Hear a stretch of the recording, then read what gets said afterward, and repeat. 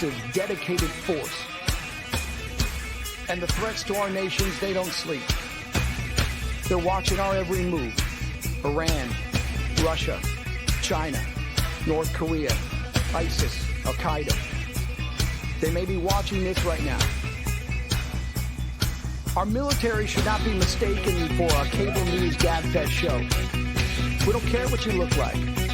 We don't care who you voted for, who you worship, what you worship, who you love. It doesn't matter if your dad left you millions when he died or if you knew who your father was. We have been honed into a machine of lethal moving parts that you would be wise to avoid if you know what's good for you. We will not be intimidated. We will not back down. We don't want war. But if you want war with the United States of America, there's one thing I can promise you, so help me God. Someone else will raise your sons and daughters.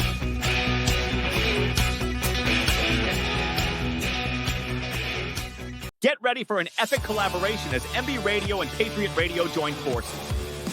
These veteran-owned stations are uniting to bring you top-notch, veteran-run podcasts, along with your favorite classic rock music 24/7. Stay tuned for the ultimate radio experience that celebrates our heroes and plays the tunes that never get old. From engaging discussions to timeless hits, this partnership has everything you need for your listening pleasure. Don't miss out on this exciting new chapter in radio history as MB Radio and Patriot Radio come together to rock your world.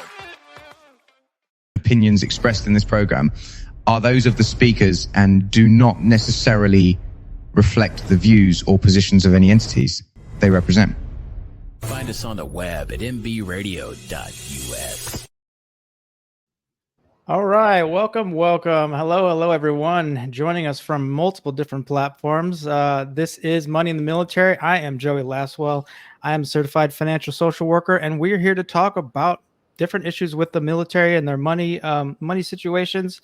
And I've been having some veterans on who have shared their stories, basically different things of things that they've done to help get them to where they are right now. And I'm really happy to have Eddie Garcia on here.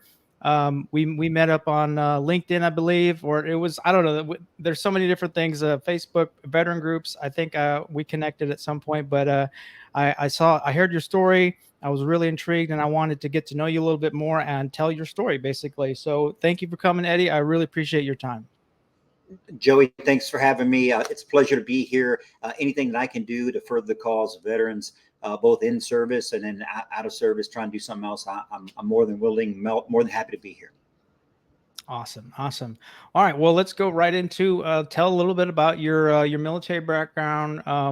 What is your military origin story? Maybe give us some background about. I know you've done some pretty high level stuff, so tell us a little bit about your military background.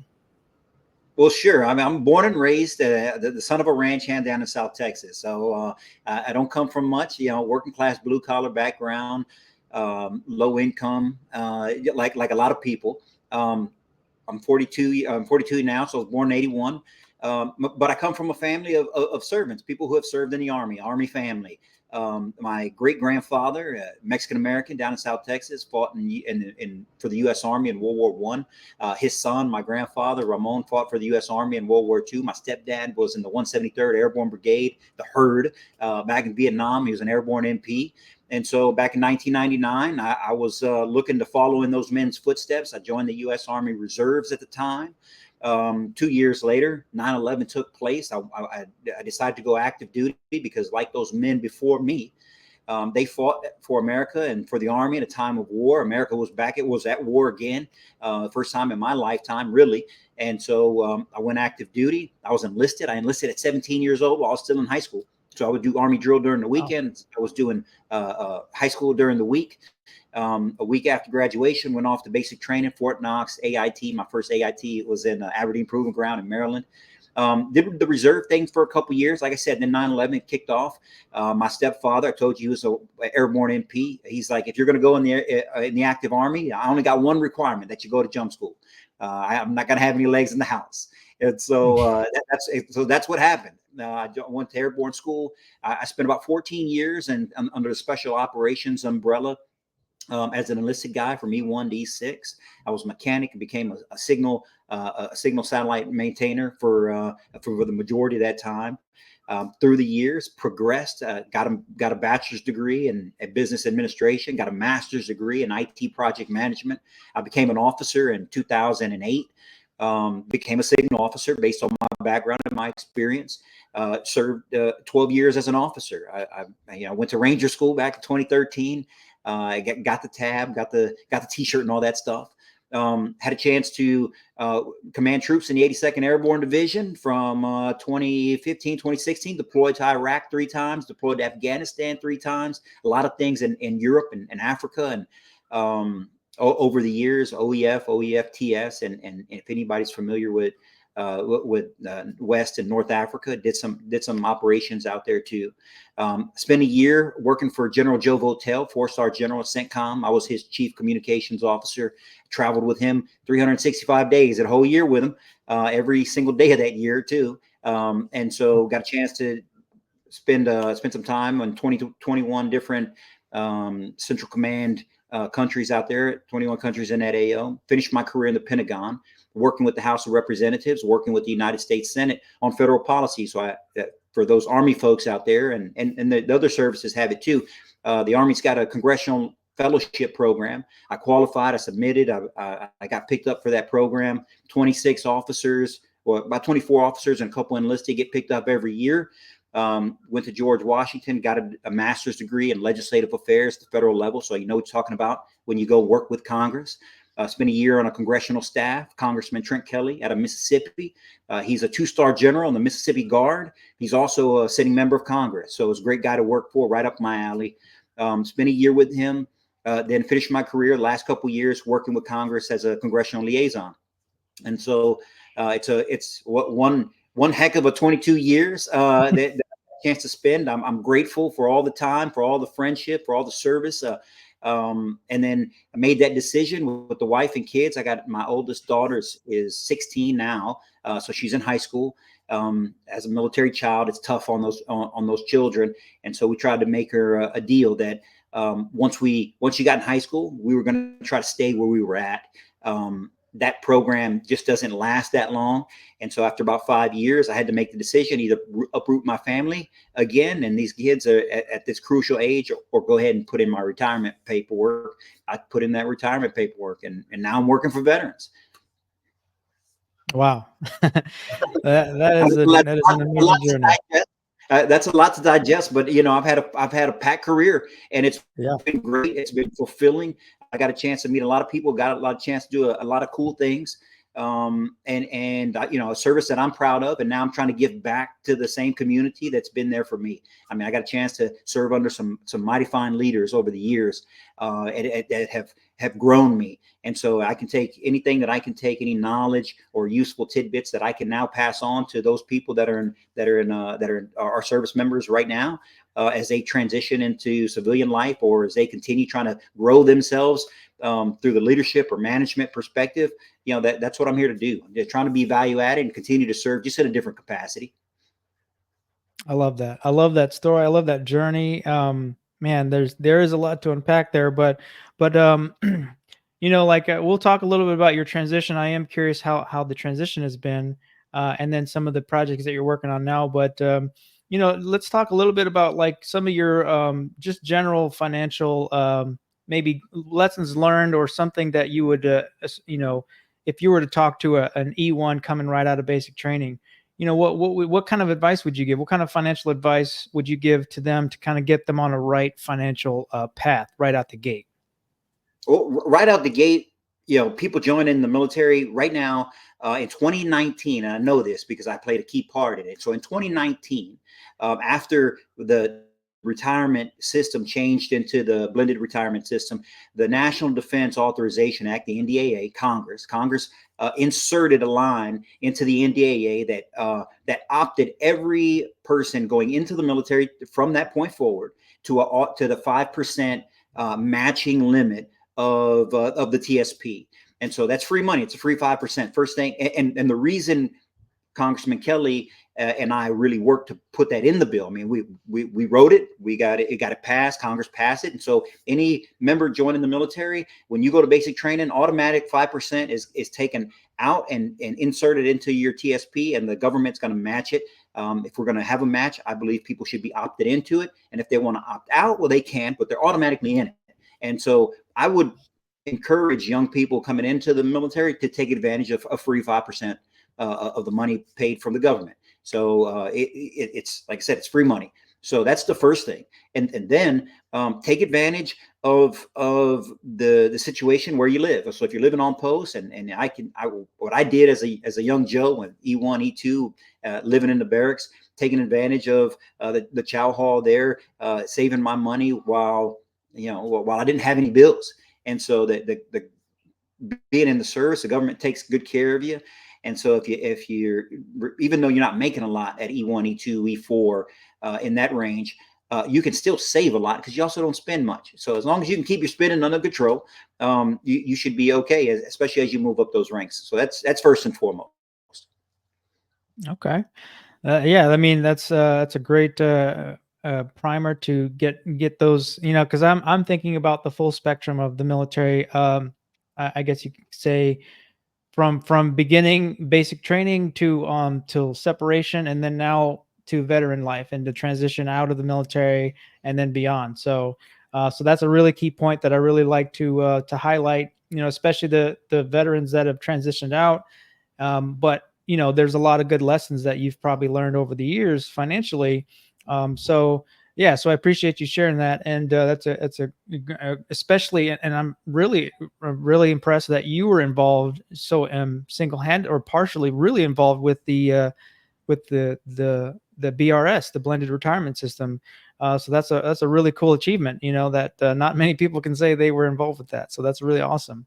Yeah, we sat down and I was blessed enough to be mentored by commanders through my journey, to be financially responsible. I mean, I told you, that's why I started off when I said I'm from South Texas.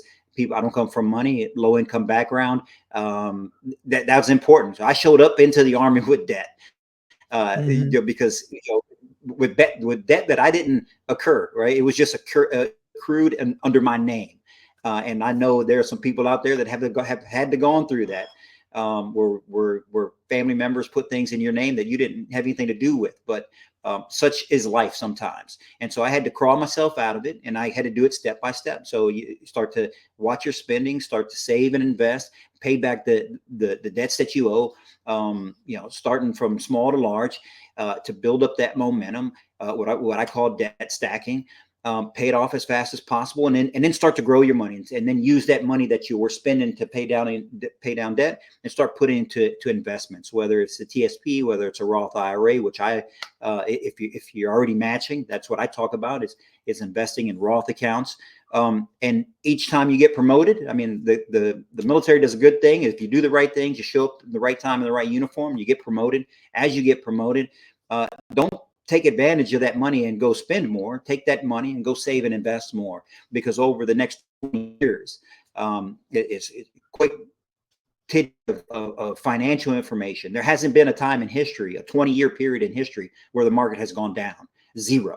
So if you're planning 20 years out and you're investing in the market for 20 years out, there has been zero times over the inception of the stock market that it's been down over a 20-year period. So if you're going to do good, if you're thinking long term, and that's what I encourage people to do, especially if you're coming in, think long term. Even if you don't finish doing 20 years or whatever, if you do 6 or 8 or more, all that money that you save, invest over the long term, it's going to pay you out, as long as you don't do something stupid with it, right? Like Joe likes to come back from deployments and buy cars and whatnot. If you stay out of those traps, if you stay away from from those folks that always want to run up your credit and E1s and below, as the signs always say down at Fort Bragg and Fort Benning, stay away from those places, those payday lenders. You do the simple things over an extended period of time, you're going to come out ahead. And so Congressman Kelly and I, and like I said, in 2019, I was working for him. I was in the Army, but still working with Congress. If the military or if the government is going to match you money, we understand. That's the great thing about working for a 2-star general who is a congressman, is that we understand that process, that these guys don't know what's available to them. They don't know the benefits that are there. Why make it a point where they have to opt in to receive their matching when everybody knows you don't have access to any financial work when you're going through basic training and AIT. People not even find out about that for years down the road, that was even an option for them. So let's go ahead and automatically opt them in at %. We're doing them a solid. We're doing them a favor. They're going to get 5% matching from the government that they have to work for. That's part of their benefits. And if they want to opt out, then they can have that choice to opt out. But we should do right by them and put them in the best position possible to start their military career, to start their adult life. And so that's why we did it. And I think it's worked out well. And hopefully many people are taking advantage of it. Right. Yeah. And I mean, time will tell, but I've heard, good things about people who are, like some people don't like to be forced into saving and investing. But like you said, by giving them, I would say forcing is the wrong word, but by making it an automatic contribution, you kind of take away the challenges, the barriers of somebody just doing that on their own. But then they have the choice to opt out. So I really like that. I'm really supportive of that. And then so we're going to take a quick break. And then when we come back, we'll talk a little bit more about your transition, because I'm really curious about that. And then we'll talk about some of the things you got irons in the fire. So we're going to play a little bit of music. This is a United States Marine Corps veteran named Noah Peterson. I'm very committed to. I'm going to make this guy famous. He's a really cool jazz musician out of San Antonio, I believe. But we're also auditioning and asking for other veteran musicians to submit their music to us so we can put you on air. So if you're a veteran and you're a musician, I keep saying I want to put you on the air and make you famous. So here is Noah Peterson, and we'll be back after that.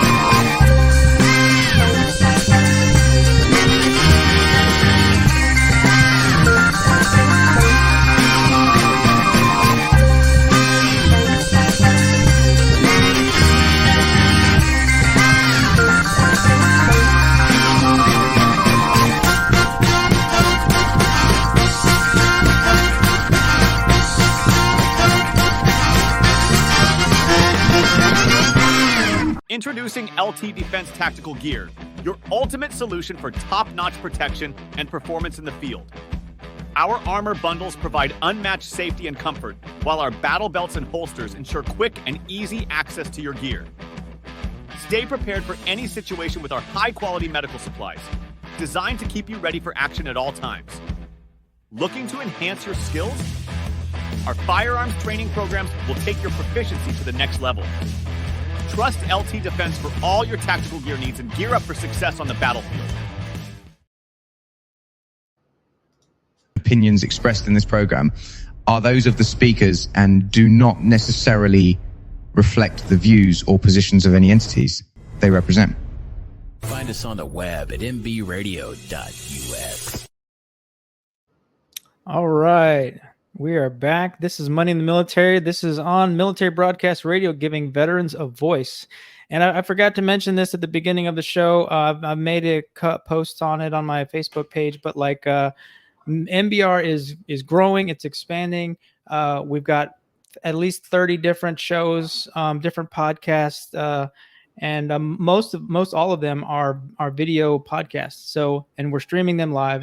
And we just recently partnered with or working with Roku and Amazon Fire, or Amazon basically. So we're now being featured on Roku TVs or Roku, the Roku platform. So we have a channel on Roku, and then we also have on Amazon we have a channel. So yeah, in theory, at least as far as I know, we're on TV right now. So that's pretty cool. I don't know. I never thought I would be on TV, but here we are, and I'm just excited and just excited to be here. So, and I apologize for my dogs. That just proves that this is live. So dogs are going to bark sometimes, but yes, we are back here with Eddie Garcia.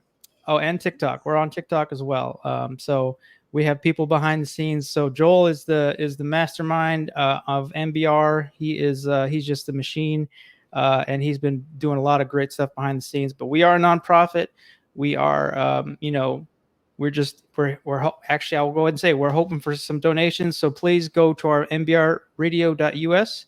Give us a little bit of your, if you like the content, please, consider joining or, doing a monthly donation. So that's my little pitch, but yeah, we're just excited. I'm excited to be on the platform and just hoping to see everything grow. So it's really cool.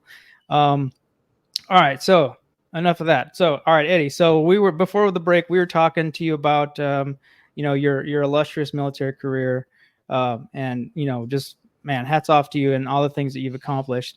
But I also, as I've been talking to veterans on this show and just in general, a lot of military members really struggle with that transition from the active duty military or reserves or guard into, just a regular old civilian job.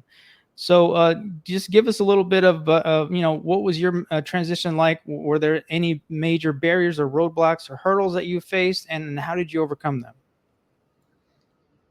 Yeah, absolutely. So I guess it was a blessing and a curse. I mean, I retired in 2022. So in the midst or towards the end of the pandemic. And so the blessing side of that was the fact that everything had slowed down dramatically. And because everything slowed down so much, there wasn't a push from the headquarters where I was working to show up every day, at the office, because we were doing a lot of teleworking, we were doing a lot of remote working. So what that allowed me to do was to prep the battlefield, to use a phrase that we all know, to prep the battlefield so that I could ramp up what I was doing in the civilian world. And that way, when the military pay stopped, when I took off the uniform, I could just easily switch lanes, and now I'm in the fast lane on the civilian side. And so preparation is key to everything. And there are some things that need to be taken care of, and they need to be taken care of in the right in the right order, so you don't end up hurting yourself. And so this is a finance show. I'm a financial professional. I'm licensed in a couple of different areas: life insurance, securities, investments, annuities, and things like that.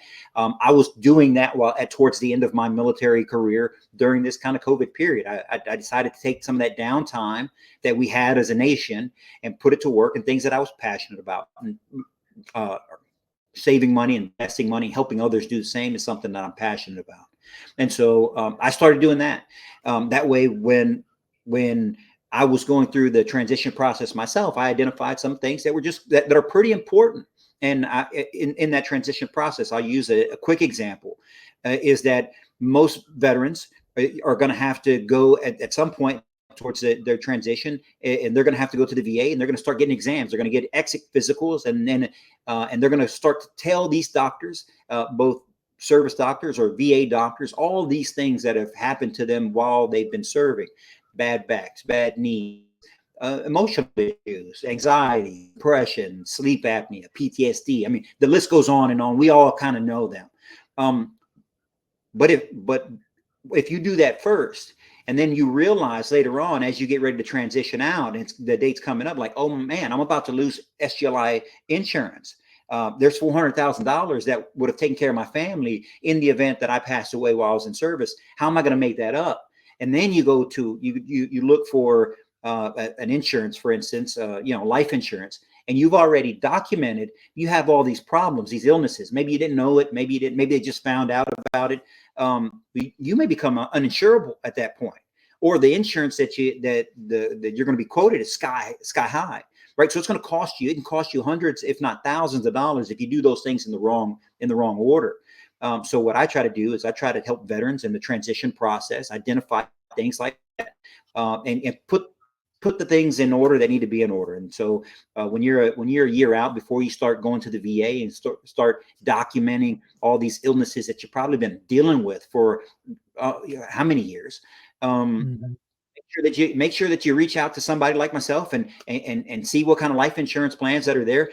Get yourself covered right away. That way, no matter whatever the doctor tells you later on, things you didn't know about. Maybe you didn't know that you were in a burn pit area until you go to the doc later on and you say, oh, you served in Balad, or you served in Baghdad, or you served in wherever. Now you might have these potential illnesses. But if you go to an insurance company after that and you have these potential illnesses, they might not cover you. Right. So it's just making sure you put your ducks in a row and you go through things in the right order to maximize your benefits and also maximize or minimize the amount of expenses once you do transition, because money's going to be a thing. You're going to have to find a job. You might have to move. You might be starting over again in a different location. So that's some of the things that I had to go through, and I had to think through while I was going through the process. And one of the ideas was that, okay, well, I'm going to make my financial business in a couple niche areas. And one of these niche areas is military transitions, because one, I speak lingo. Two, I think veterans like ourselves, we like to participate and we like to help other veterans in their business. We trust them. There's some kind of common bond there, some commonality that we want to, that my business can grow, not just to grow business, but also to help the people that I care the most about, which are the people who are serving this nation, people I've been in the foxhole with, deployed with. And so it's good for them, somebody that they can trust. And then it's good, obviously, for me, because I'm giving back, and I feel like I should give back to the whole institution, the whole United States Army military that helped me in my life. It come from where I've come from to where I am, and hopefully where I'm here in the future. Yeah, that's awesome. That's great advice. And, like, I guess I'm curious too, a little bit about, from the financial perspective, if you're giving advice, financial advice, at part of your business is what you do, but like, just, for the transition, because I'm working with a Army recruiter, out of area, Pennsylvania. We're doing a live, it's part of my, I'm doing it. We're calling it the Fire Boot Camp, but it's just kind of like a live financial coaching sessions that I've been having with him. And I'm always thinking about him and how can I best help him through his transition. So he's 3 years out from retirement, and I've been kind of working with him to try to help him. Like, okay, what are some of your goals and things like that. But maybe you could give some advice on like that military retirement transition from a financial perspective, like, because I've been helping him. I've been trying to get him to focus on getting like a nest egg, or not a nest egg, but like an emergency transition fund. Because what I learned from my transition is that you're going to need some cash. You're going to need some liquid money. Is there a good number that you've seen, like a transition fund that you've, or maybe, did you have a good amount of transition fund available? And what kind of advice would you give to those transitioning service members who maybe have a little bit of a runway and they can plan out, over the next couple of years, just some good advice for them? Yeah. Well, I mean, I was always taught you got a backwards plan. So if you're 3 years out from a military retirement, he needs to be trying to look out, 10 years out. What is it? Where do I want to be? wife, kids? Are they going to be older? Are they smaller? Does he have family? No family? There's a lot of variables in there. I live in Northern Virginia. Northern Virginia is one of the most expensive places in the country. It costs a lot to live here. It's not easy. Where I'm from, the cost of living is super low because people don't have money. So it just kind of depends on where you're going to end up in your circumstances that you come from. But the key, I think, to what you're trying to get into is you got to start putting money away, not only for retirement purposes, and I don't know if this guy's retiring or he's just ETSing, but if you're retiring, you're going to get a certain stipend every month. And once you qualify, or how much disability you qualify, there'll be some money there too, hopefully. And you got to add that into the plan, but that doesn't come, like you said, for probably 45 or 60 days after you get out, because there's that gap time. So you need that cash. And it's going to have to come from somewhere. And so that's what I would say is that you start putting money aside specifically for that while you continue to put in your TSP and get your matching, because if they're going to match it, you got to take it. All right, it's free money. But also the military has got different programs. They've got internship programs now, the Career Skill Bridge program, and then there's a Career Skills program that exists. I took advantage of that. I took advantage of that in the financial world. So, I mean, I knew I was going to be in this space. And so I quite literally did an internship with the company that I own, right, as a small business owner. So I wrote it myself.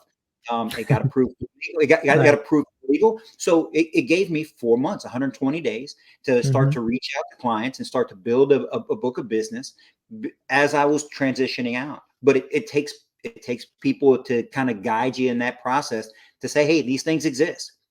And then, like I said, before you hit that 12-month mark is a time where you got to start looking for insurances, because if you become uninsurable and you got kids and you got a mortgage and you're about to move, I mean, if something were to tragically happen to you, your family would be devastated, and nobody wants that.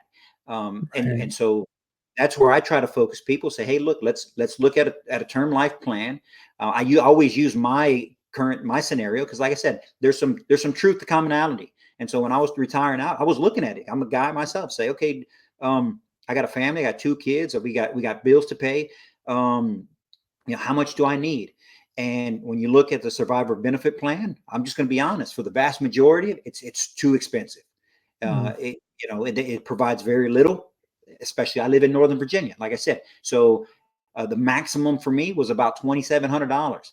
That's not even rent here. That's not even 1 month. That's not even a month's rent here. So it wasn't going to be enough for my family, and so I needed something else. At that same time, that $2,700 was going to cost me about $320 a month.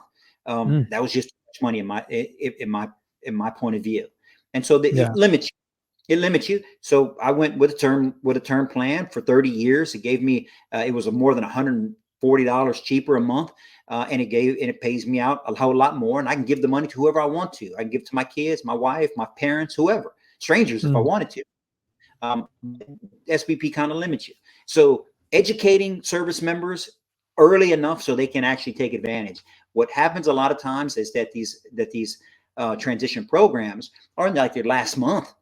And so if you've already made those decisions, if you already went to the doctor and said, hey, I got nightmares, I got PTSD, I got diagnosed with sleep apnea. If you go through those things and then the SBP people show up, or the life insurance people show up in your last month of transition, well, all of those things are documented now, and you might not be covered.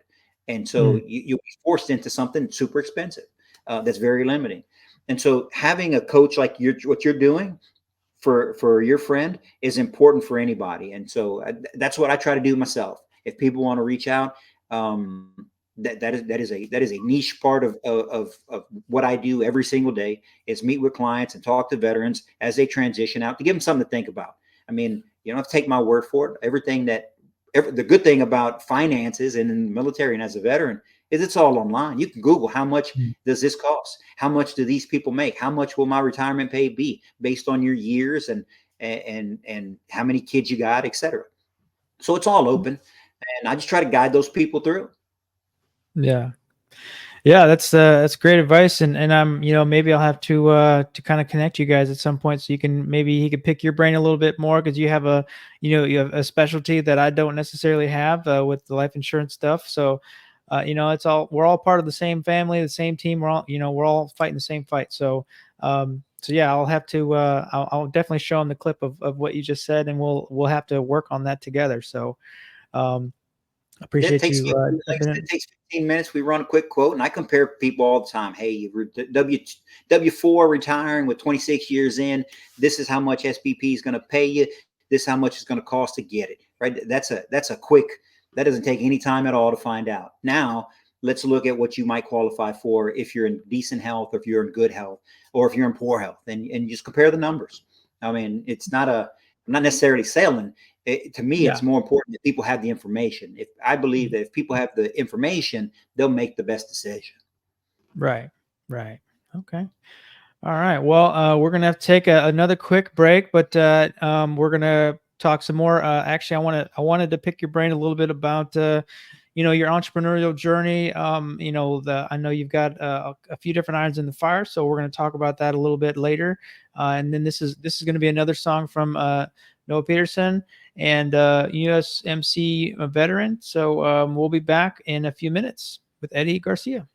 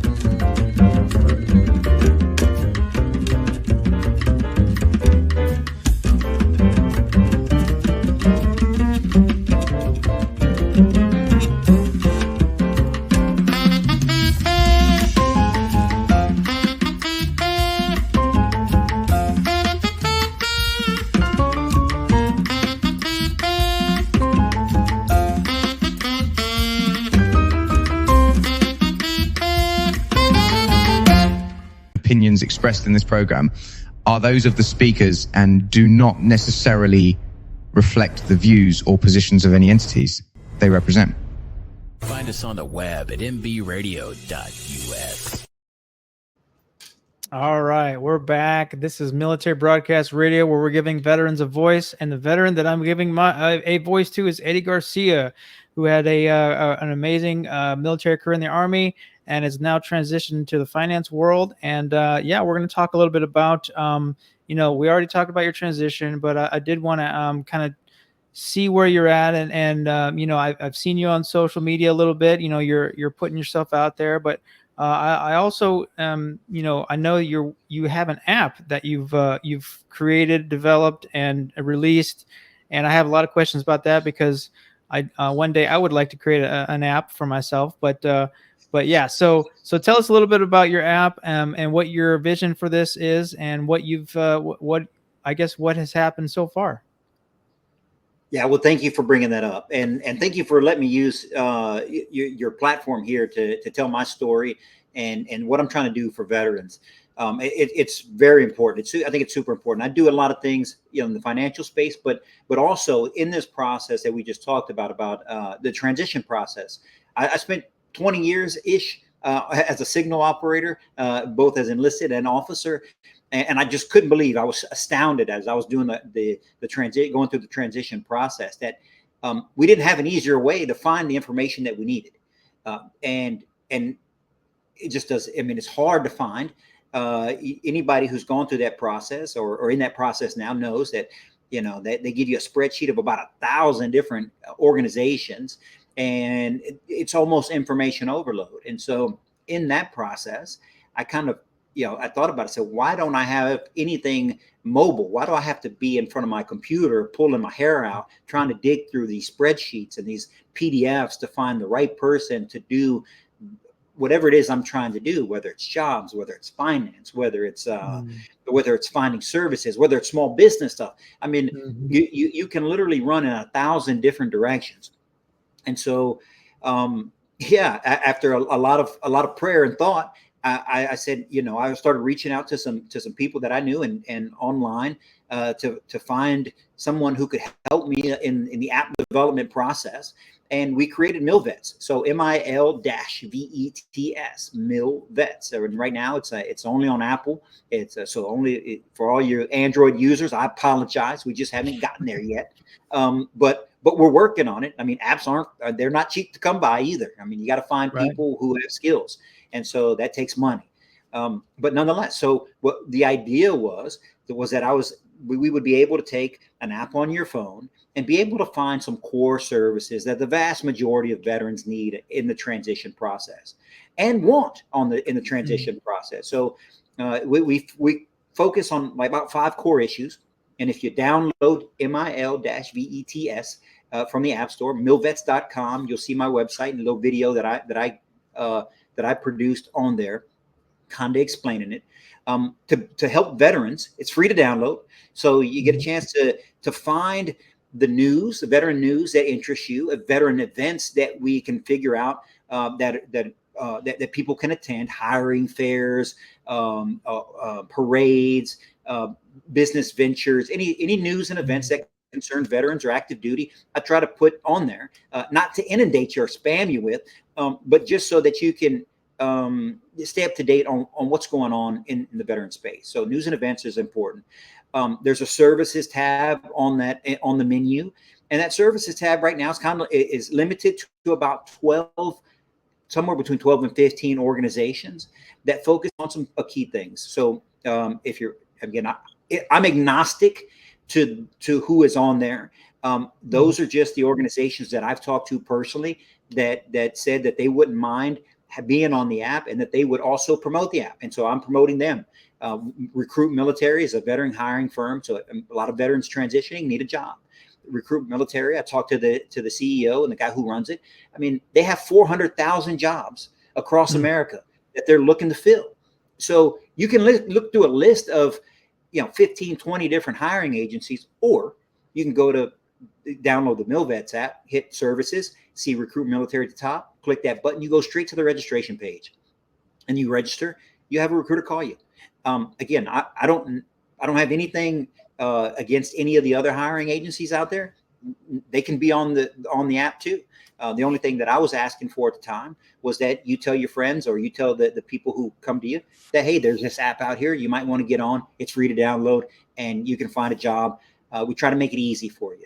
And so there's a moving company, a veteran PCS, for instance. It's an organization of mortgage brokers, real estate agents, anything that has to do moving, transportation companies, anything that has to do with moving veterans around. Those are veteran owned businesses that are on that are in that company, that are on that website. And so you can get there with one click from the MilVets app.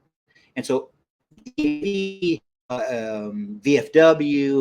the American Legion, the Small Business Administration, Veterans Organization. That's a good, that button. All those buttons are there under the services menu, so that it's easy to find, and that you can get to it from your phone on the go. You don't have to think much about it, and that's important, because Small Business Administration, if you're circling through the SBA website, it's honestly, it's a nightmare. Trying to find, it just is trying to find the veteran pages that, or pages within the organization that concern veterans and veteran certification. That I looked before this. I looked for a long time in order to find the right page to get it to put the link on the app so that you could find it in one click.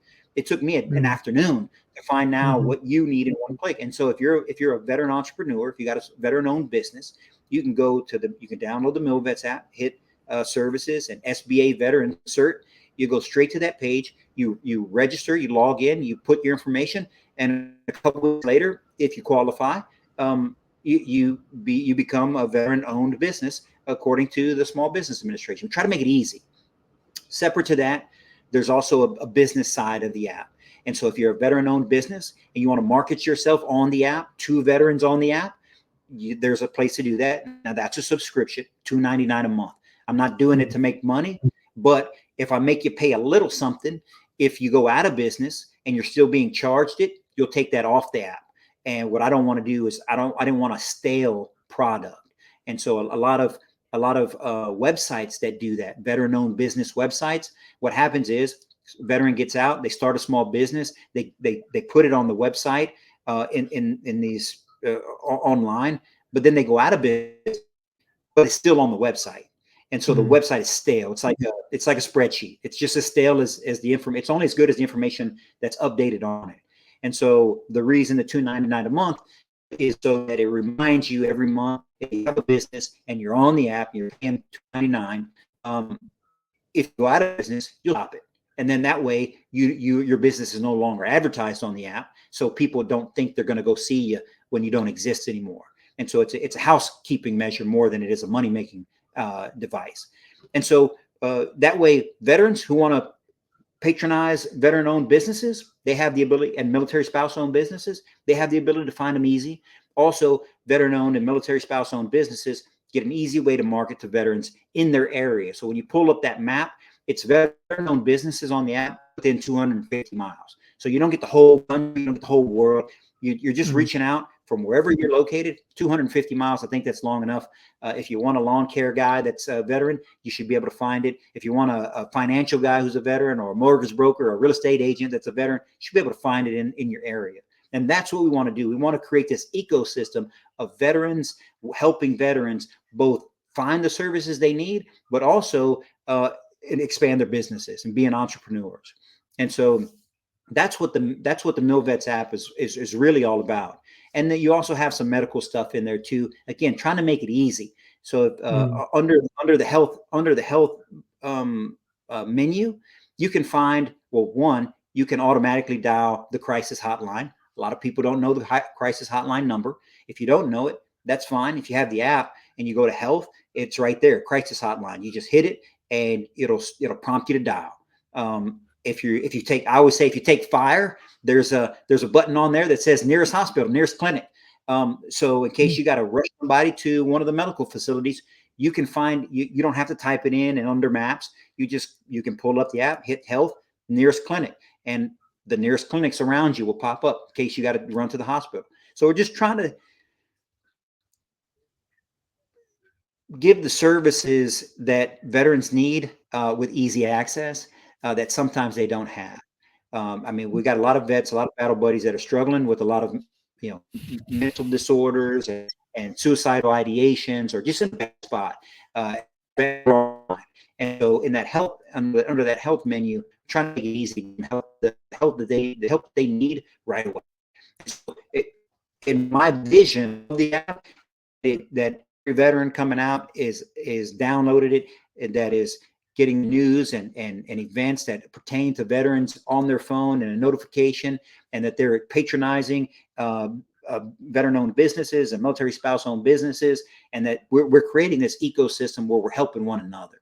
That was the method behind it. And regardless of what you're looking for, there's a veteran out there doing it. But who are they? Where are they? Where are they marketed?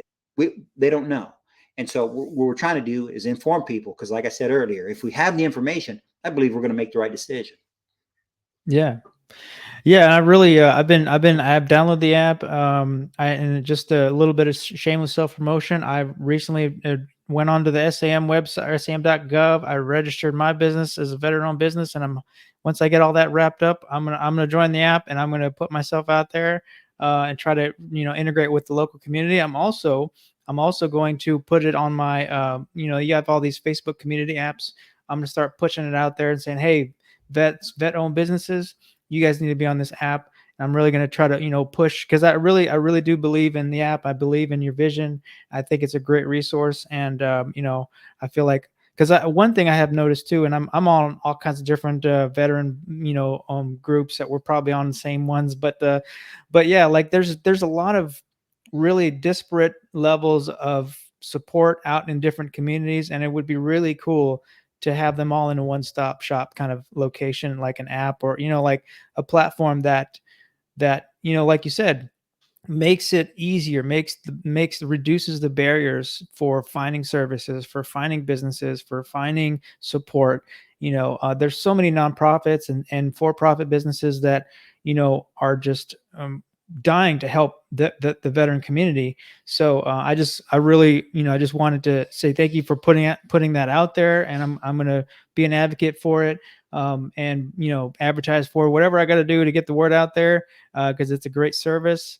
And eventually we'll get that thing all across the country with all the veteran-owned businesses out there connected and ready to go. So I love that. And just thank you for doing that. I really appreciate it. Well, thank you. Thank you for the compliments, and thank you for pushing this. I think it's super important. I mean, it's not a finished product, right? Site improvement, as we say, site improvement is continuous. And so we're constantly working on it, trying to figure out ways to make it better. But with this so much information, we're trying to whittle it down into the essentials through those services. But as far as businesses are concerned, and it's everybody, it's anybody. And that's why we kind of kept it close to 250-mile radius, because we don't want to be inundated with all this information that we don't need. There's plenty of services out there. We just got to just be able to decipher them. And that's what we're trying to do. We're trying to break it down, make it easy, make it on the go. So when you're watching, when you're waiting for a haircut, when your kids play soccer, right, and you're like, oh man, I gotta look up this thing that I need. What's on your phone? You don't have to come back. You don't have to search through these spreadsheets or try to figure it out. We're really trying to help the veteran and create this ecosystem. I'm excited about it, and so thank you for that. Yeah, of course. Like I said, we're all on the same team. We're all fighting the good fight, and we're all just we're out here trying to help our veteran, fellow, brothers and sisters in arms. So, any veteran that's out there that's trying to lift other veterans up, then I'm going to be an advocate for them, and I'm going to provide them the platform to share their message. So we got a few, like the last 5 minutes, and I really wanted to, to give you a chance to talk about your maybe some of your long-term vision plans. And I know I looked you up on YouTube, and I found a video of you on the news and running for public office. Is that right? Is that an active campaign, or was that something that you did before? Oh, well, yeah, I ran for the United States Senate here in Virginia. Sadly, I didn't win the Republican primary this past June. But that was something that was on my heart, that I think that we need good leadership. Here in Virginia, we got about 770,000 veterans, largest concentration of veterans right here in this Commonwealth. And we want our leaders, regardless of whether you're left or right or Republican, Democrat, somewhere in between. I believe we need leaders that are competent. We need people that are focused and want to serve and not be served. There's a generational low of veterans in public office right now. So it was something that was on my heart, and I went, full throated in. came up short, but I don't believe in failure. And so I just think that God has another plan for me, but it gave me a good platform. And that's right. Yeah. I got a YouTube channel. I'm on TikTok. You mentioned TikTok earlier. I'm on TikTok too. I'm on all the social media platforms, doing veteran stuff, doing financial stuff, doing entrepreneur stuff, leadership. And so I got a lot of irons in this fire. So if you're out there and you're a veteran, come follow me on those platforms. Come follow me on YouTube. Come follow me at TikTok, Facebook, etc. It's all Eddie Garcia VA because I'm here in Virginia, like I said, and Eddie Garcia is a common name, and so I couldn't get just EddieGarcia.com. I had to spice it up a little bit.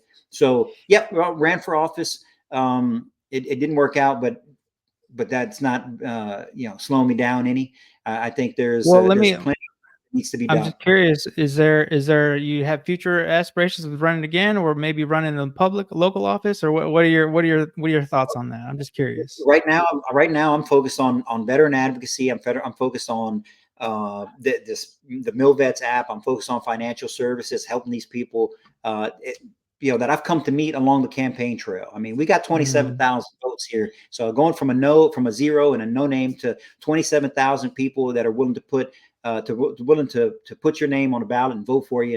It's overwhelming to me. But one of the things I did realize, and I kind of already knew, we really got to focus back home as much as possible. We got to start helping people. Everybody likes to talk up here but the real impact is made one-on-one. It's made at the family level, at the community level. And so I've always been, my wife and I, we've done a lot of charity work. We within Catholic charities or service groups or for both for veterans, for low incomes, for Hispanics here in Virginia. And so we've always been in the community. And so we're getting back to that right now. And I'm trying to do that in these little specific ways, help people get the financial guidance that they need to protect themselves from tragedy through life insurance we talked about, pay down their debts. Household debt is at a record high right now. Homelessness is at a record high right now. And at the same time, the stock market's at a record high right now. So the people who need to be taken advantage of it are not, and they're actually falling further and further behind. And so there's not a policy you can put in place nationally that's going to make people save and invest money for the future. But you can make an impact if you talk to people locally, if you host little workshops, if you get in front of people and say, hey, here's some of the simple things I can help you with. Let's start to work on these credit card debts, pay them off. Let's start to save some of this money, stop spending so much on the things that don't matter, and start investing, because that's how everybody else is doing it. They're taking advantage of these stock market gains over the last 2 years. How come you're not? And if we can do that, if I can do that locally, that's a blessing to me. That's a real impact. So I don't know what the future holds as far as politics is concerned. Honestly, it's hard not to pay attention these days with everything going on. But I'm really focused on my business. I'm focused on helping people, veterans, and folks that are looking, that are really looking for guidance. Not to be talked down to, but and not to be given things, but just kind of being shown the way, being led and mentored and guided through the craziness that is of the American economy these days. Right. Well, man, like I said at the beginning, I know you've had a great military journey, and now you're transitioning out. You're doing great things. I'm just really honored that you would be a part of this show. And I'm going to be like, one thing that I've done with this show is that, like, not only am I going to have these guests on my show, but I'm going to be an advocate for them after the show is over. So I'm trying to build, a community of like-minded veterans, like-minded military members. So I'm honored. Thank you for your service. Thank you for your continued service. And I appreciate everything that you've done and will continue to do. So that's basically the show for Money in the Military. Any last parting thoughts from you? No, thanks for having me, Joey. Thanks to everybody that's out there listening. Hopefully you'll come follow me. If the military broadcast system here has a streaming, is a streaming live somewhere, please shoot me that information. I want to make sure we put it on the app. That way folks can listen to it as they go. Oh, that would be great. That's awesome. I'll definitely tell Joel about that. So, we'll coordinate that offline. Perfect. Thanks again, Joe. All right. Yeah, Eddie, I appreciate it. I got another guest waiting in the wings, so we're gonna jump into the next segment. But thank you for everything, and I'll catch you later. Okay. All righty. Thank you. All right.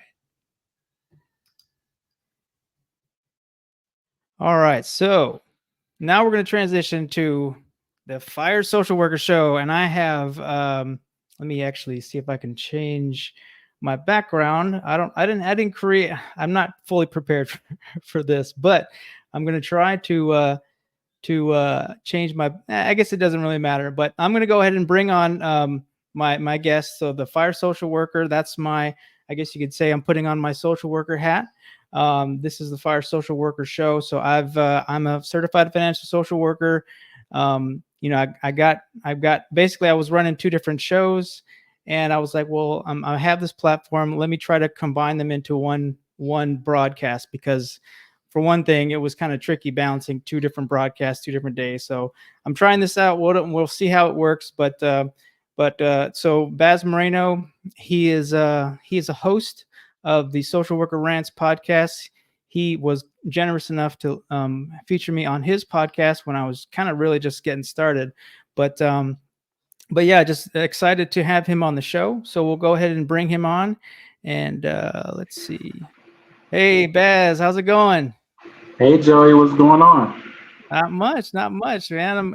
I'm excited to see your face. It's been a little bit. I've been been watching your stuff. I know you got a lot of stuff in irons in the fire, but just excited to have you on the show. So thanks for being on.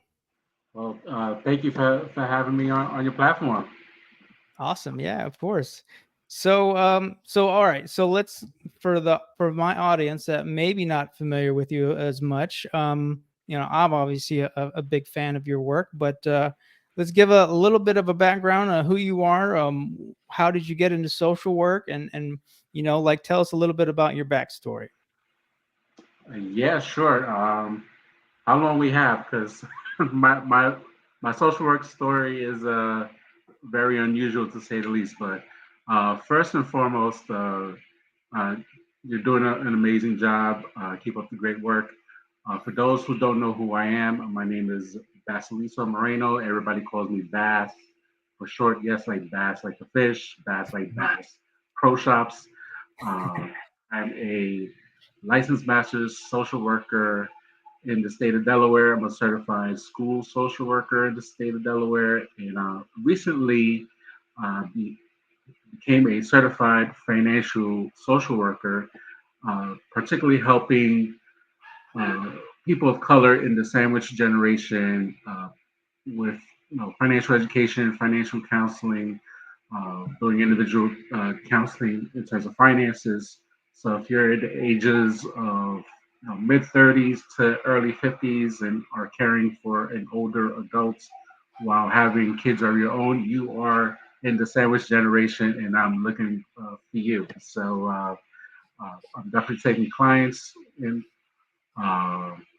So everybody wants to come on. We can talk about that later on. I'm originally born and raised in the Bronx, New York. I now reside in Delaware. Actually moved during the COVID pandemic. October would make four full years that I moved down here. To talk about social work real quick, I actually wanted to undergrad. I wanted to be a sports broadcaster and have a degree in communications with a minor in education. And when 9/11 happened, that kind of pretty much went out the window for the most part. I did get a call like a couple of days after Christmas of 2001 after going through a temp agency and doing these assessments and all this stuff. And I got a call from the temp agency, like, we have this job for you. It was like, I'll take it. Like, I wasn't working. I was doing odd jobs here and there. My dad was working at the time, helping him out, but really nothing, stable for myself. And the job ended up being in a foster care agency in the Bronx, not too far where I lived and kind of grew up at. So I did that. did that 6 months, making like $8.25 an hour. Wow. Deal with stress, Yeah. deal with family court judges that were like threatening to shut down the agency that I was working at. Working with kids, foster parents, kind of the gamut, just learning the ropes and talk about finances, and then talk about drug addiction, people in recovery, HIV, mental health, like the gamut regarding social work. Working in the foster care agency.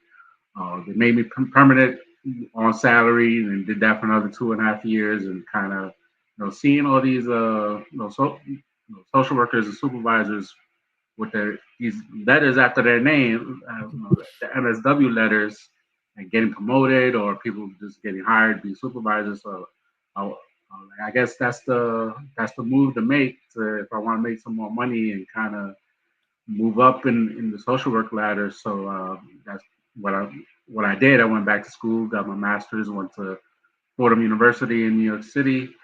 A long but quick 3 years. Got my degree during that time. In school, I had literally had just got married for the first time, like the year before I started my grad school degree. And while during my schooling, I had my first child, my son, and kind of balancing still kind of newlywed, and like a newborn while going to school and working full time was rough in itself. So did that, and the ball started going. And you mentioned my intro, having a podcast. So I do have a social work podcast. It's called the Social Work Rants podcast that Joey was on not that long ago, talking about financial social work, and kind of talking about it. What is financial social work? There's a lot of social workers who still don't know what that is. There was a big financial social work conference that took place last year, and it's coming up again. It will be held in my hometown in New York this year, so I'm looking forward to that, and got those dates off my calendar to go there in person this year. So I've been doing the podcast thing since 2020, January 2020, and kind of COVID, kind of one of the few positive things of COVID. I know I'm saying a lot, but was like everything kind of snowballed. Like things were happening like literally like every day,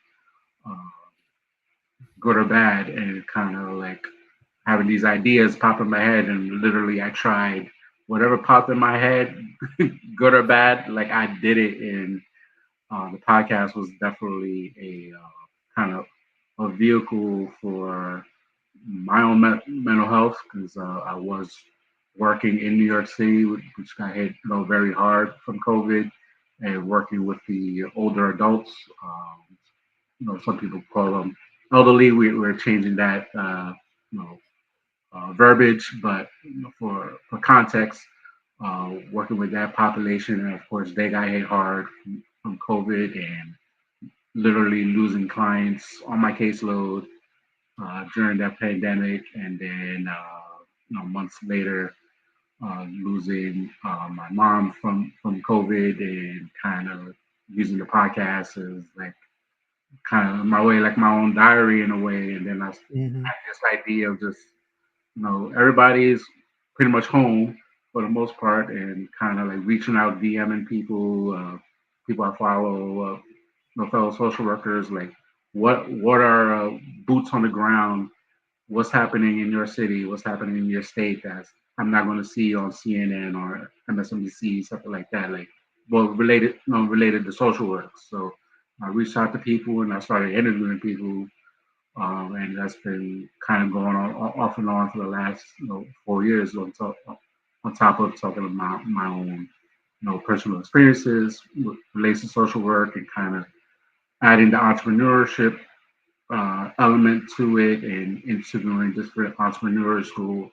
Not all of them are social workers, but kind of thinking outside the box that we could do so much with our transferable skills, whether it's a real estate or just anything, because they don't teach us about entrepreneurship and all those things, running a business and taxes in grad school. So having people I follow who are entrepreneurs and coming on the podcast, it kind of give that perspective to us fellow social workers.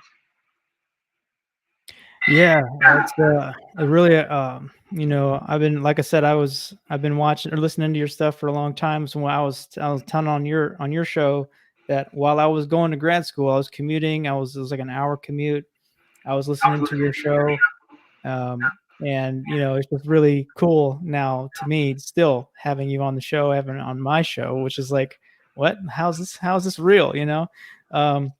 But yeah, like you mentioned, so you are a financial social worker now. You're certified, um, and you have your own consulting business, and so you've been doing the entrepreneurial thing for a minute, and I'm just curious, what advice maybe would you give to a social worker that is maybe trying to get into the entrepreneurial game a little bit? Is there any lessons that you have learned along the way, or is there anything you wouldn't do or you would do differently? Anything like that? Any lessons that you've learned from your experience?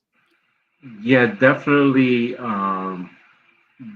If you have an idea and you think about doing a business, definitely do some market research beforehand. I know, 2020 was kind of like the big financial education boom.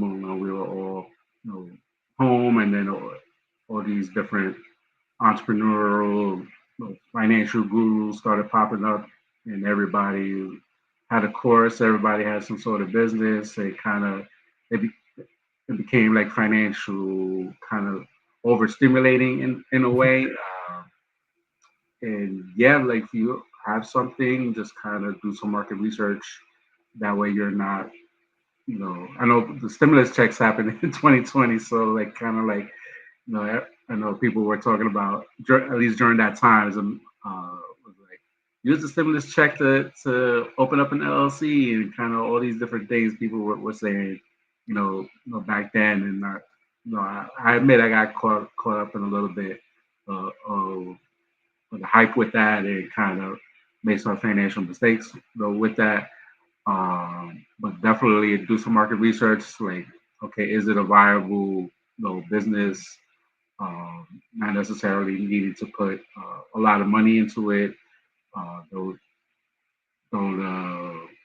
start grabbing credit or like business credit. I know it's still like a big thing, but like ways to get business credit and kind of like running up like regular credit cards like for stuff. And so really kind of talk to people, go to conferences, even go to conferences. Like I know there's like all these different social work conferences, but go like to financial conferences, like there's stuff like Best Fest and things that social workers are not like normally present, or they're not dominating the space, and just kind of put yourself out there, think outside the box, and kind of you know do these different things. And now basically kind of pivoted into this role because when I got my LLC in 2020, I actually was seeing okay, I can't be the only one doing field visits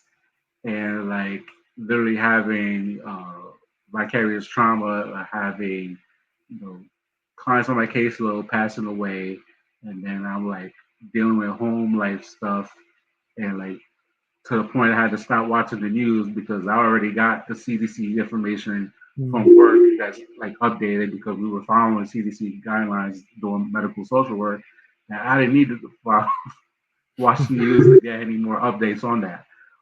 If there are any more updates, I'll get it the following morning. Um, so I kind of was trying to do like a self-care for social work business using. I'm also a licensed Zumba instructor on top of that. And I was teaching at a gym when the pandemic happened and all the gyms got shut down. So I got furloughed from my part-time job, and then I started writing poetry just out the blue.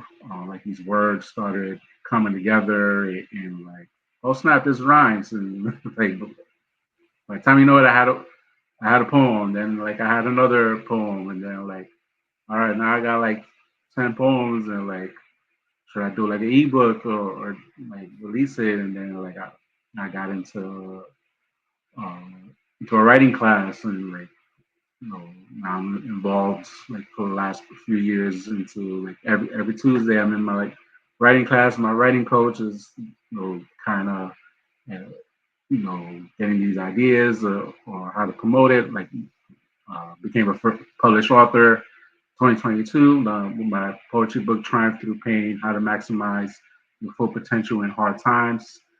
And finally, this August 15th, the audiobook version is coming out, narrated by me. So very excited about that. August 15th is my mom's birthday. Like I mentioned before, she passed during COVID.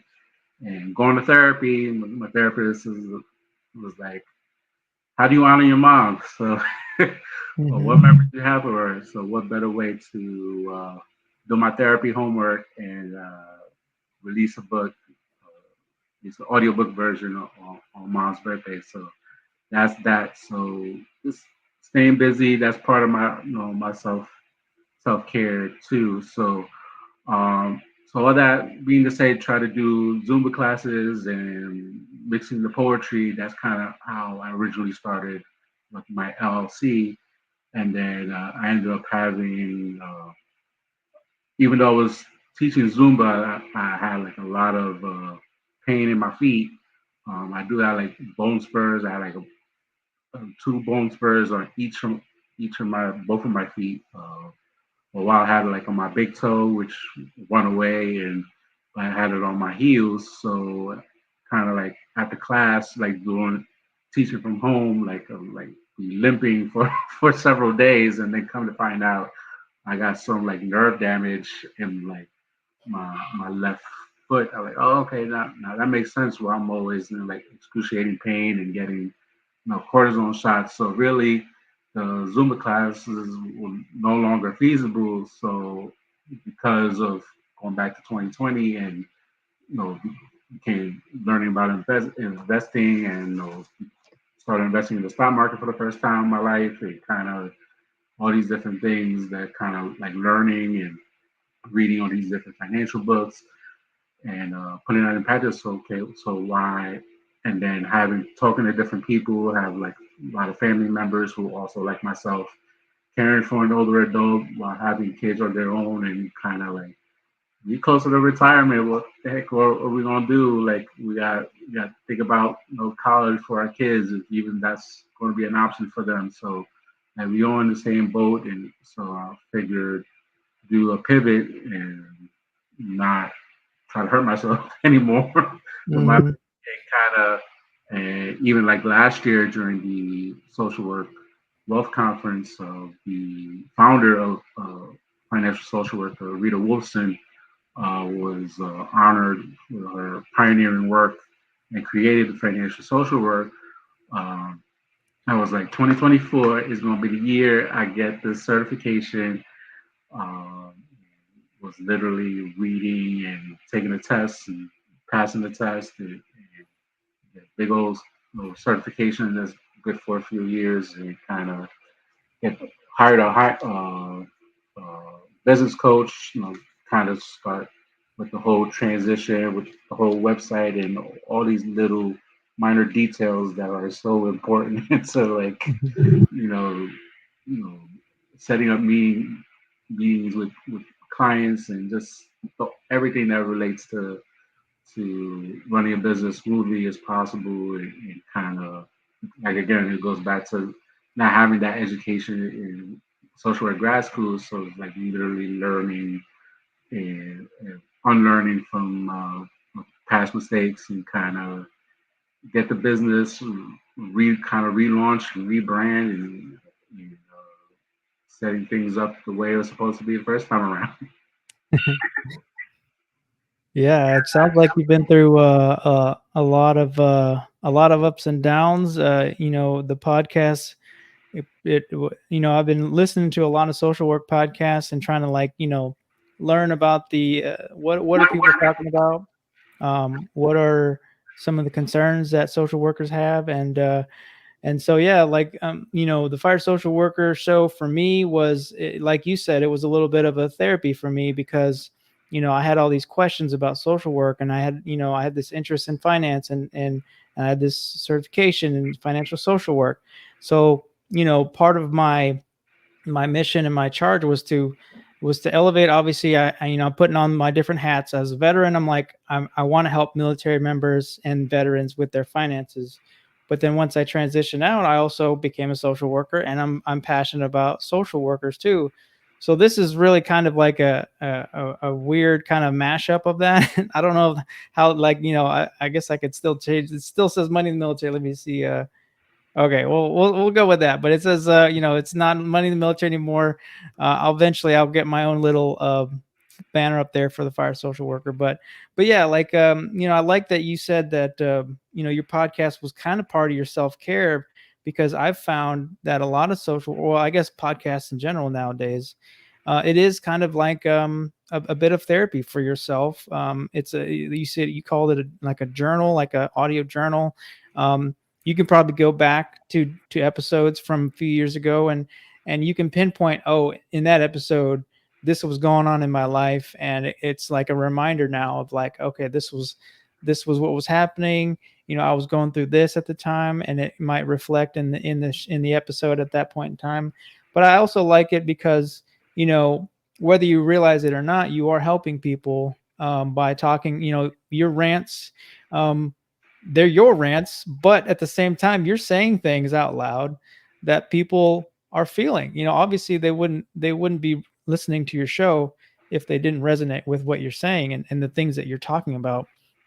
So yeah, I'm just really really inspired by your journey. And I just love that there is this community of fellow podcasting social workers, entrepreneurial social workers, and things like that. And I'm actually going to be at the Social Work to Wealth Conference this year, so I'll be looking forward to connecting with you in person, which will be really cool.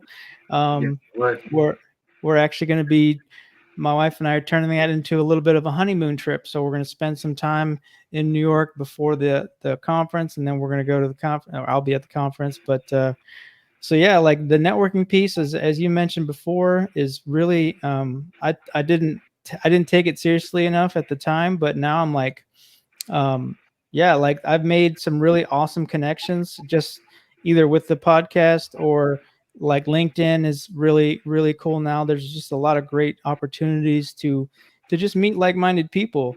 I actually recently connected with a social worker who helps write grants. She's a grant writer, and I'm going to try to utilize her knowledge and help write grants for the military broadcast radio platform. So I'm trying to use all these networks of people that I've contacted with, and just elevate social workers, elevate the military community. So yeah, that's what I'm hoping for with this whole thing.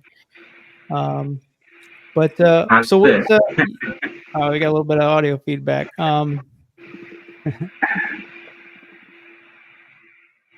But yeah, we're doing this live, so as you can tell, things happen sometimes. Now, I love your game plan of what you're trying to do. Well, I guess the original side business was supposed to be, financial counseling or financial coaching. But now I'm kind of like, I'm interested in advocacy and fighting for financial literacy in schools and financial literacy in the military. And so there's a lot of different things that I would love to do with financial social work. So I mean, at this point, I'm just I'm still throwing everything at the wall. And I know I said that in your podcast, but I'm still I'm throwing things at the wall and just seeing what sticks a little bit. But ultimately, yeah, I just have a big passion for, helping people with their finances. I'm looking at the micro, which is the one-on-one, the group counseling. I also recently have been trying to engage with my local community to try to offer free financial workshops for different organizations. So I'm trying to partner with my local community. And then the macro, um, yeah, I don't know. That's kind of part of the big question that has yet to be remains to be seen. But ultimately, I want to elevate financial social work. I want to elevate social workers, and so that's part of what I want to do. That's cool. You'll get there. Like you mentioned, this part of the networking too piece. I'm a natural introvert. I know it might look weird me saying that because I'm like talking nonstop, but yeah, I'm a natural introvert, and adding my, you know, being from New York, so you always gotta naturally give people like the side eye, like, who are you? Like, what do you Mhm. want? Before, like, obviously you gotta be respectful, like, hey, how you doing? Nice to meet you. Shake hands, look people in the eye, all the basic stuff. Even though those social skills got kind of lost during COVID too, so I can't always like guarantee that, but um, yeah. So kind of like I said, when going like conferences and actually like leaving, my comfort zone of going to like another state and like doing public speaking, which I've been doing off and on for the past year, and like been to Dallas for the first time, going to Texas with that, and doing stuff in Philly. Went to Atlanta this year for the Millennial Social Work Conference. Last year was a Hispanic conference related to the Latinx and Social Work Volume 2 book release that I was a part of. I am one of the co-authors of the award-winning book. So doing speaking engagements based off the book, and that kind of led to other speaking engagements through connections and networking with that, and being a part of the Millennial Social Work Conference this year. And then last year, did a couple panels for the Social Work Wealth Conference, and looking into doing something similar with the conference again this year. So kind of putting yourself out there and like writing proposals to do speaking engagements, and kind of uh, finding where these conferences are and try to do best I can on top of everything else that I got going on. So there's a lot of work, but I make it work, and you know just the one I can. Yeah, I'm curious about your first speech. How did that go? Were you really nervous, or did you feel, like, how was that? I mean, so when I was doing at the Millennial Social Work Conference, I wasn't nervous, but it was like my first time in a full calendar year that I did a in-person conference. Um, Basically since Dallas last year in 2023. The other stuff that I was doing was virtual.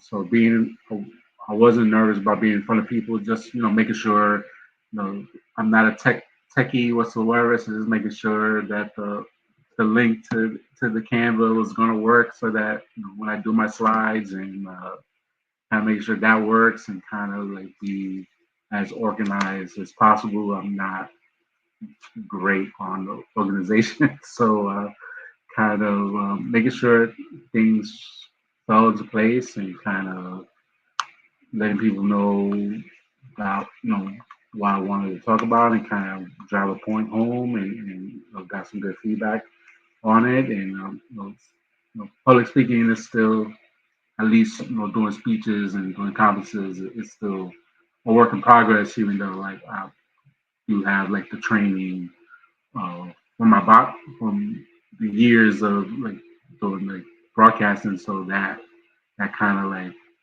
I still have that like in me. So it's just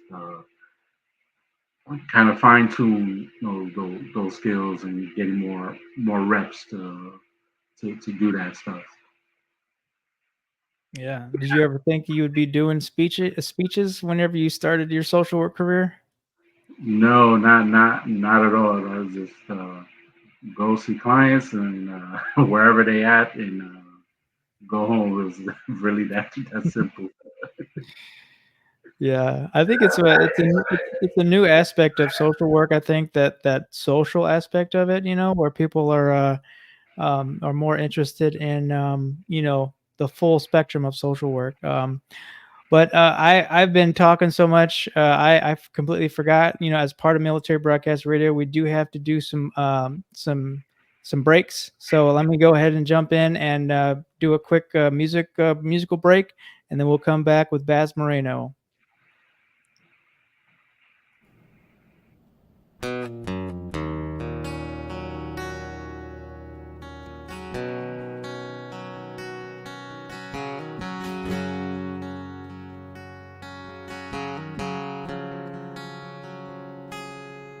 Another regular day, nobody knows.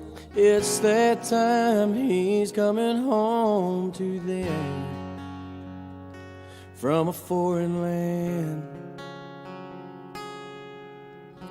He pulls up, his mama cries, looks at daddy with tears in his eyes and says, nothing feels better than this. Couple of months go by and no one sees. Something just ain't right, all he wants is peace.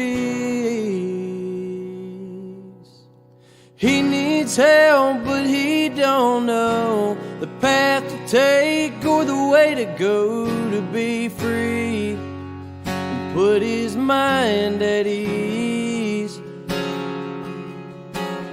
We will help, 'cause we can't stand to see a soldier go to God by their own hands. We will do everything we can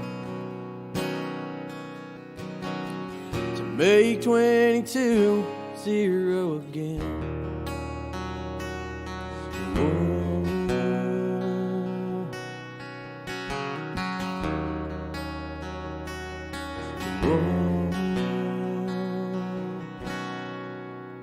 He gets help, but he still feels off. Sees an ad on the TV about a dog batting said, this is a man's best friend. Whoa, so he goes one day and he picks it up. Never thought a dog could bring so much love and put a smile on his face. But he's finally found a saving grace. He needs help, but he don't know the path to take or the way to go to be free. Put his mind at ease. We will help, 'cause we can't stand to see a soldier go to God by their own hands. We will do everything we can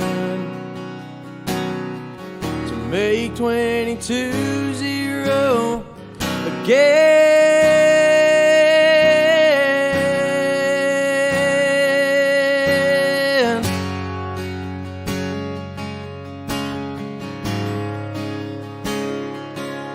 Whoa, whoa.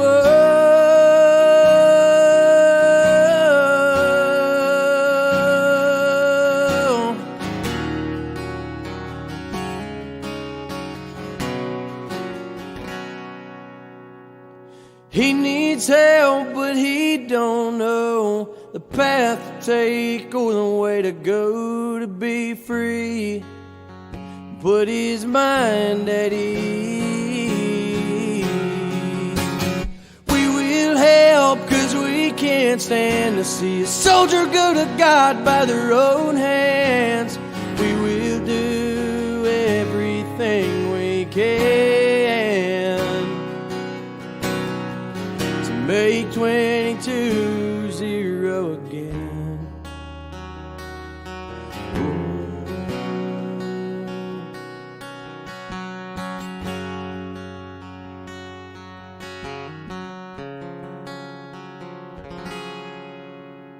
Opinions expressed in this program are those of the speakers and do not necessarily reflect the views or positions of any entities they represent.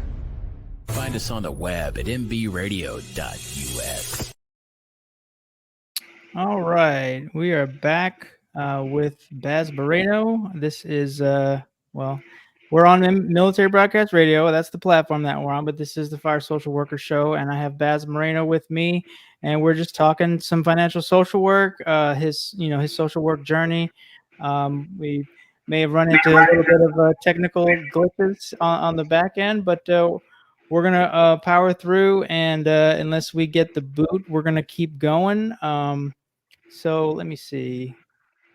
All right. So in case we do get the boot a little early, so let's talk a little bit about where can we find your your content? What's your big plans for the future, and then just kind of take it from there.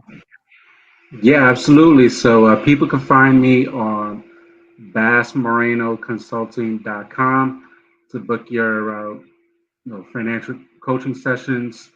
I'm doing a 30-minute consultation and also doing a 60-minute deep dive into what are your financial pinpoints, what are you struggling with the most currently in terms of your finances, and a way, kind of like a treatment plan in a way to kind of solve those financial pinpoints that you're currently struggling with. I know we have a inflation is through the roof right now. There's a lot of things happening in terms of finances currently in our country, not only in America, but pretty much like a global kind of recession and inflation happening. So it's not just an America thing, but people really feeling their pockets pinched, and which leads to anxiety and some depression, and kind of people are dealing with a lot of past financial traumas. So kind of all that rolled into one, and kind of have those type of conversations and ways to assist Black and Brown folks in the sandwich generation. All right. Yeah. So that was Baz Moreno Consulting, you said, .com? Yes, that's all one word, bassmorenoconsulting.com. And of course, you can find me on Instagram at Bass Moreno Consulting. I started a YouTube channel, so same thing, Bass Moreno Consulting. Hit that red subscribe button. My podcast for all my social workers who are out there would like to get on the podcast. Hit me up at the Social Work Ranch podcast YouTube channel, also the IG page as well. So let's connect, network, and yeah, I'm trying to be out there in these social work streets. Yeah, like I said in the earlier stream with the Money in the Military, we're all on the same team, we're all fighting the same fight, and just same thing with social workers. It's a broad field, but we're all fighting the same fight of trying to help people, trying to advocate for people who can't advocate for themselves, and just also helping out each other, social workers, fellow social workers. It's been a really supportive group of people, and the social work field is growing.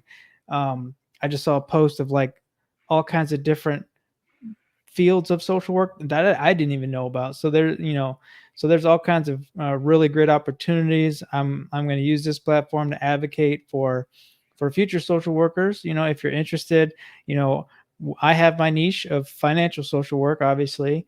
But I'm also wanting to learn more about the social work field. So if you have an interesting niche of social work and you want to be on the show, come find me.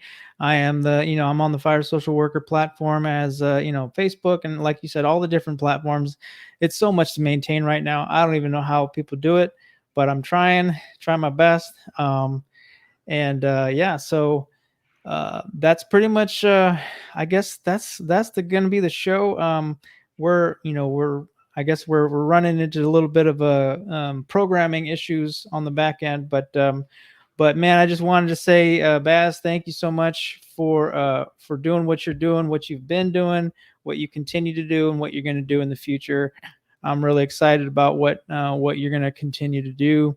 Looking forward to collaborating with you again in the future, as many times as you'll have me. I appreciate you coming on. We're definitely going to meet up at the Social Work to Wealth Conference. Well, absolutely. Yeah.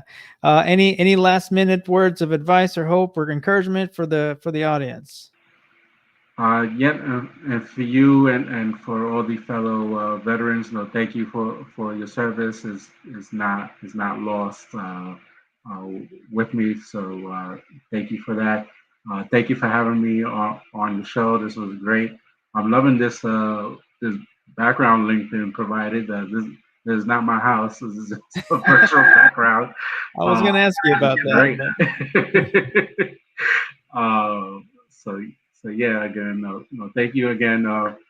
BashMorenoConsulting.com can reach me. Bash Moreno Consulting on all these social media platforms regarding the business side, podcasts, the Social Work Rants podcast. I found out today is at number 7 worldwide for all social work podcasts. Yeah, steadily, growing.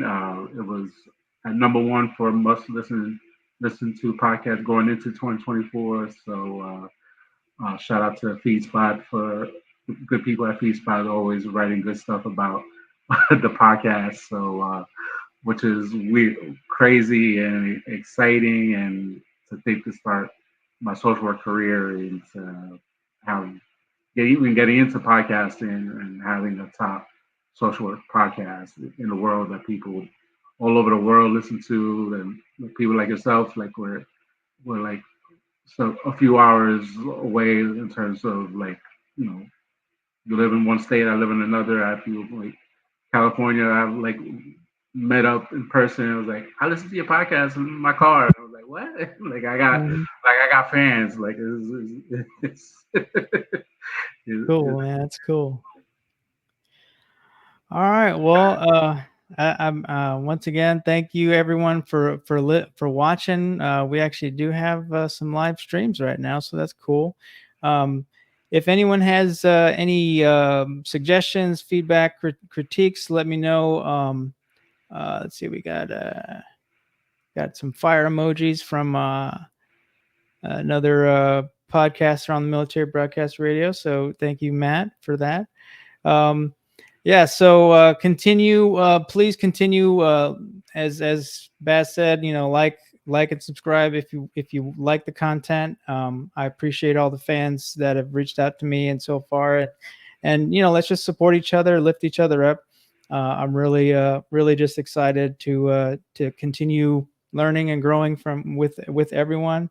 So with that, we'll call it a night. Thanks again for everybody, and I appreciate Baz for coming on. We'll talk to you guys on the next stream. Have a good one, y'all. That's the show for today, everyone. Thanks for listening. We'll be back next week with an all-new show. And remember, you can listen to us again and again. The podcast of this radio show is available right after we go off the air tonight, anywhere that you can get your podcast episodes. And thanks for joining us today. I'd like to take a moment to talk about something close to my heart.